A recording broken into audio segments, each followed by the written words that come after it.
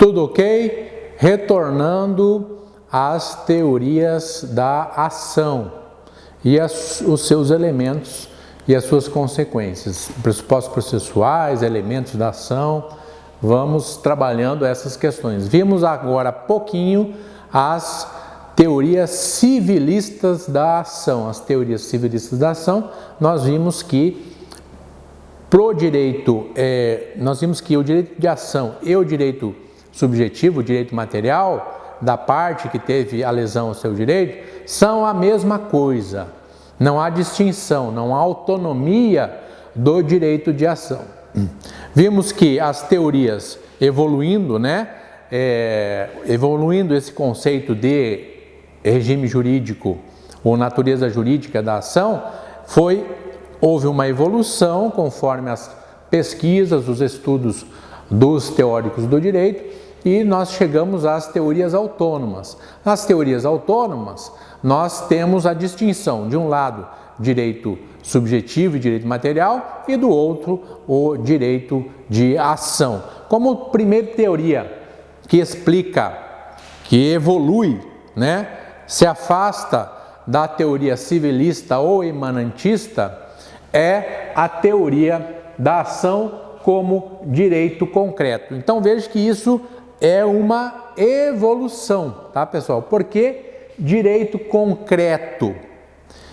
Direito concreto porque para essa teoria, embora a teoria do direito, o direito material subjetivo e o direito de ação sejam distintos, embora exista autonomia do direito de ação, para essa teoria que começa a evolução, começa a evoluir, começa a se afastar do direito, da teoria do direito civilista, existe, embora haja autonomia do direito de ação em face ao direito material ou direito subjetivo, existe um porém.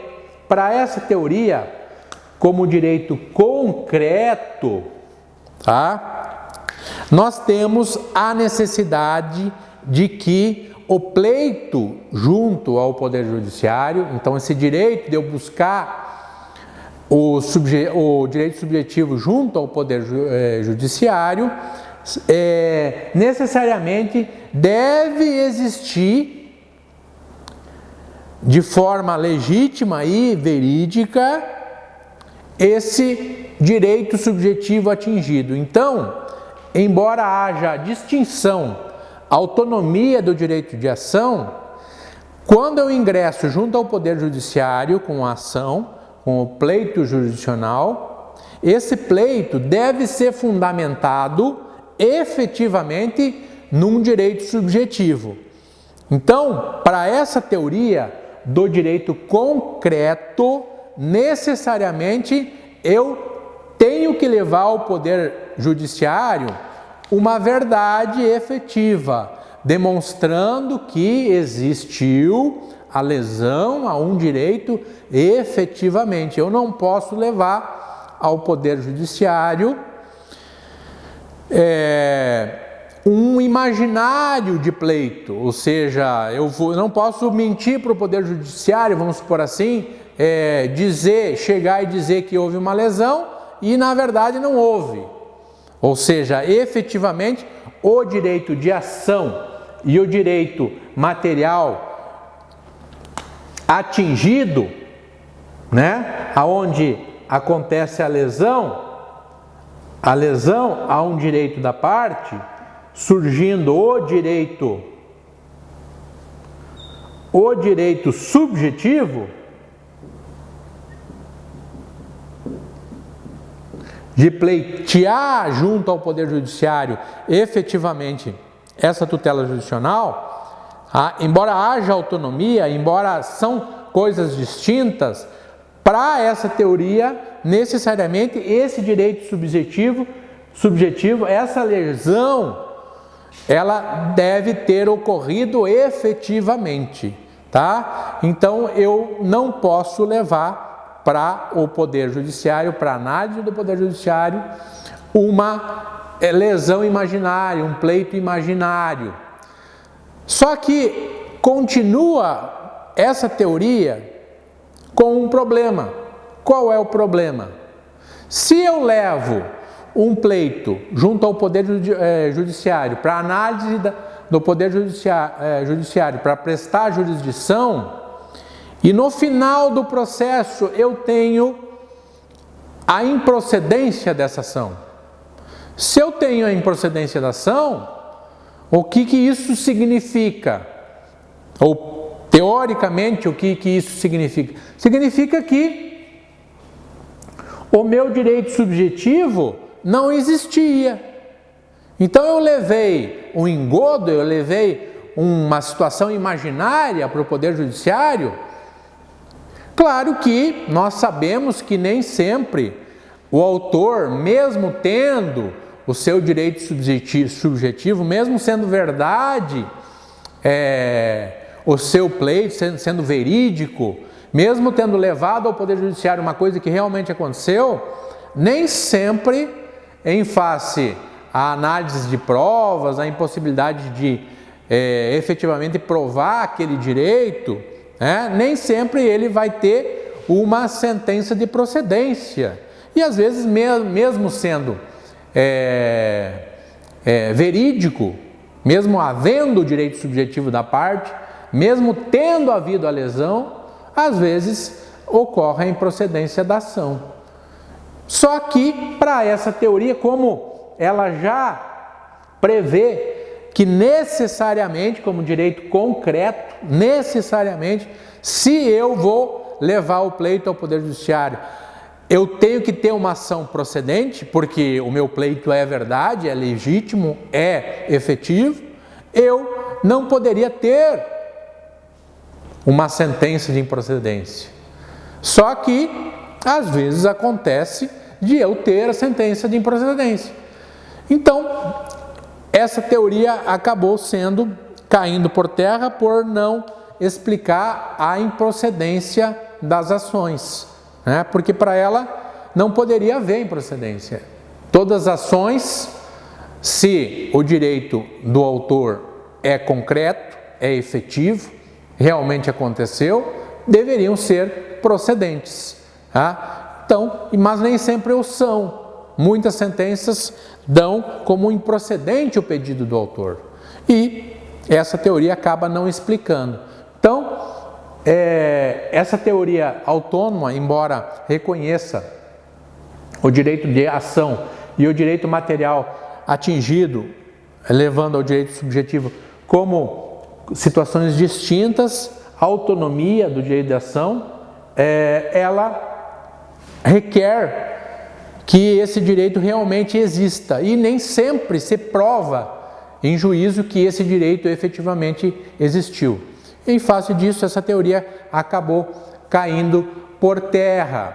Dentro da continuidade da análise das teorias da ação, nós temos um autor chamado Liebman, que estudou, ele não é brasileiro, mas ele estudou muito o processo, as teorias processuais, e ele começa a discutir alguns elementos novos, alguns pressupostos para que o judiciário analise antes de dar sequência à ação.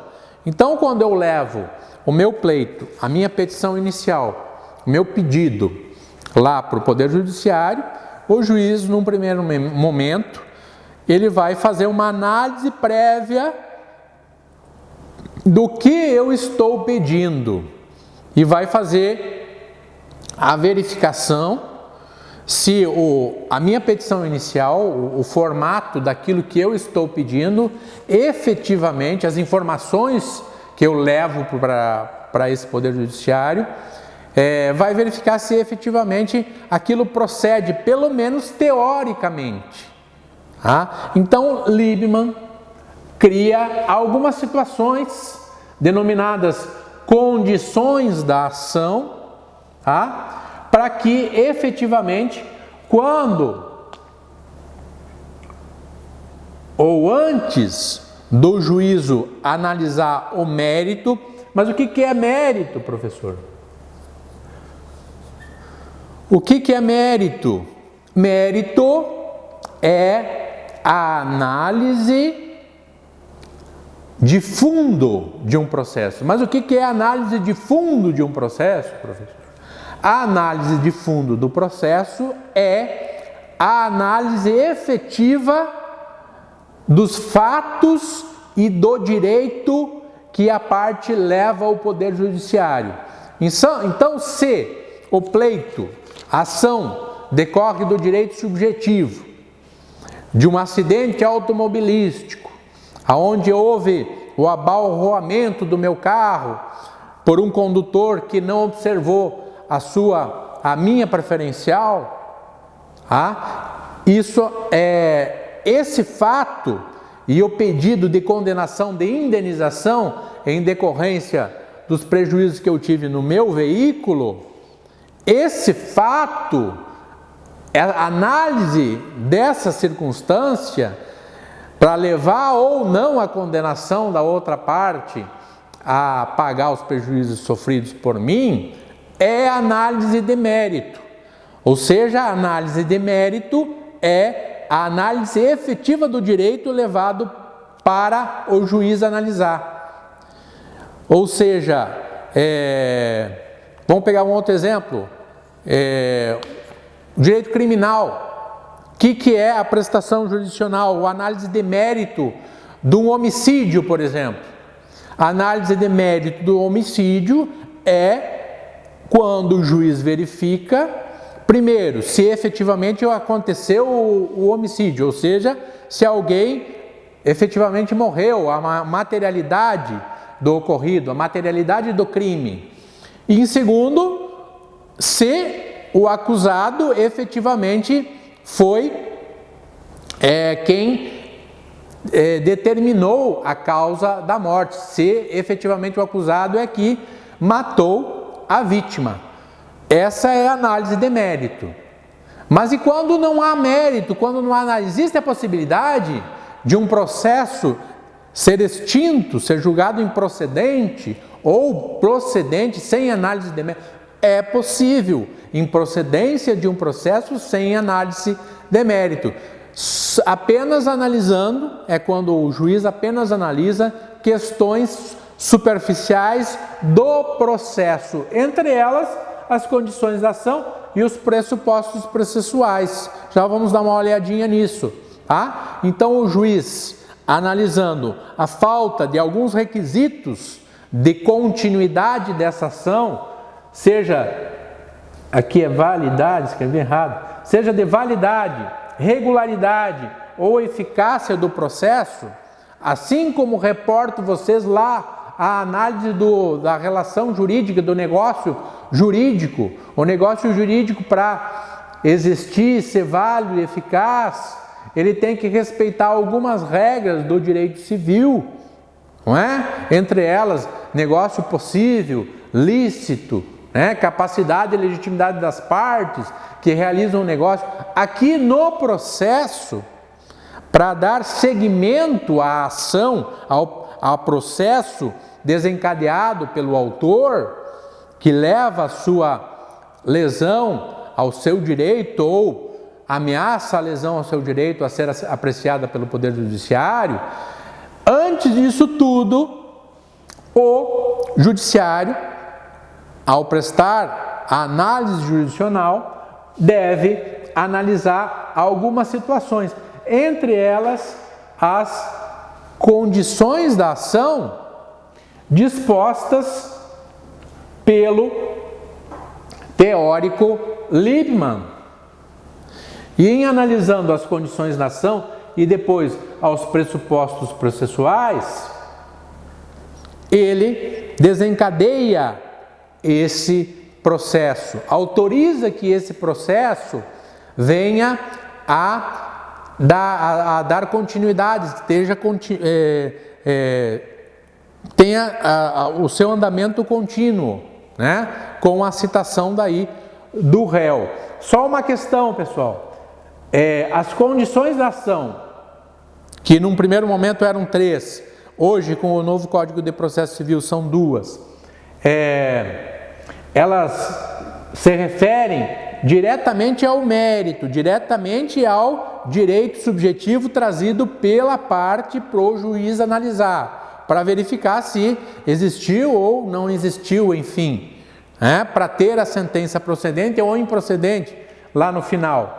E os pressupostos processuais, que já vamos dar uma olhadinha neles, se referem à validade, regularidade ou eficácia do processo. Então, o juiz vai analisar lá se existem as condições de fundo e também vai analisar os pressupostos processuais que se referem às condições externas do processo. Se ele está regular, vai fazer análise de algumas situações. Essas situações dos pressupostos processuais, elas se dividem em pressupostos objetivos e subjetivos. Vamos dar uma analisada nesses pressupostos processuais para que vocês consigam verificar que são diferentes das condições da ação que se referem efetivamente ao mérito do processo. Então nós vamos analisar a partir da segunda aula os pressupostos processuais e da terceira aula, pressupostos processuais, e depois voltamos à teoria de Liebman para analisar as condições de ação, das condições da ação que ele criou, formatou, para que o juiz efetivamente analise quando ele se depara com aquele processo. Tá? Daqui a pouquinho nós voltamos.